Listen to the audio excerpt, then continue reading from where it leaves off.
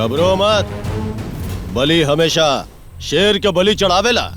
तोरा जैसन बूढ़ बकरा के मारब ना तो हमारी शान के खिलाफ हो जाई और हमरे नाम के बेइज्जती हो जाई। भैया एकरा के हम मार दी, हमनी के बहुत दौड़े ले बा। मार दे एकरा के।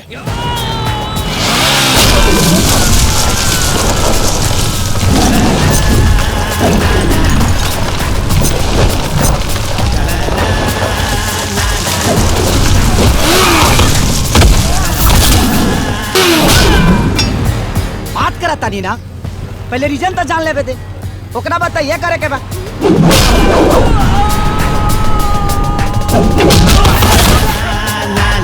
अरे खुद के हीरो बुझता रे। मैं बुझे के कब रे, हम हीरे में पैदा भइल बनी बेटा। हम तो डरा गए नहीं रे। ए तहनियों के डरा सो रे। अरे वो चश्मा समारी हमें कनी के समारा तनी। जा सुन रे।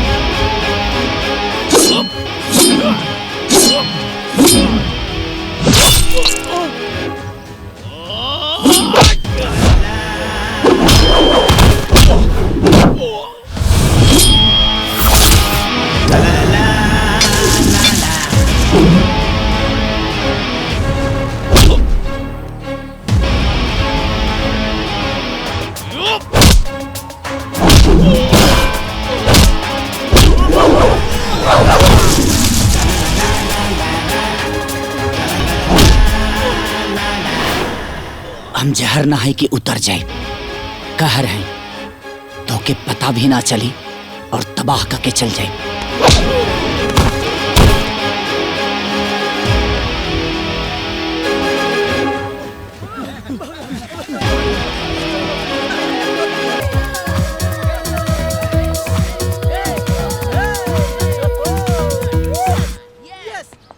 पूजा ये सब का तमाशा लगेले बड़ू? हाँ डिस्को क्लब ना, घर हाँ घर। इनफ पापा, बस हो गया। मुझे पता है आपको मोंटी पसंद नहीं है, पर इसका मतलब ये नहीं है कि आप कुछ भी बकवास करेंगे। हम दोनों कभी अलग नहीं होने वाले। It's impossible. हेलो,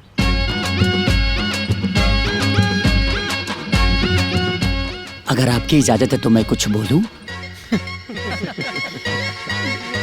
बको, तुम दुनिया की पहली ऐसी लड़की हो कि तुम अपने फादर के बात का विश्वास नहीं कर रही हो।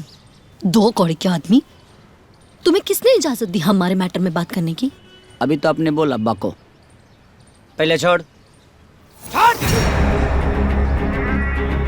तुम्हारे जैसे बदतमीज और बेशरम लड़कियों को वजह से ना आज लोग अपनी बेटियों को गर्भ में मार देते हैं, सिर्फ इसलिए कि बड़ी होकर उनकी पगड़ी नीलाम ना करें। अगर तुझे नशा ही करना है ना तो करना, तुझे रोका कौन है? लेकिन कर, अपने मान सम्मान का, अपने बाप के पगड़ी का, अपने कुल खानदान का, अपने घर के इज्जत का, सिगरेट और दारू का नहीं। हो गया।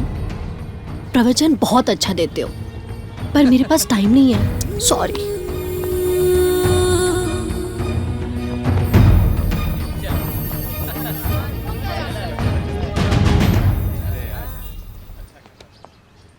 एक बात बताइए हमको, ये आपका घर है कि चिड़िया घर है? यहाँ एको को इंसान नहीं, सब खेकर फेकर लौकतरी सा।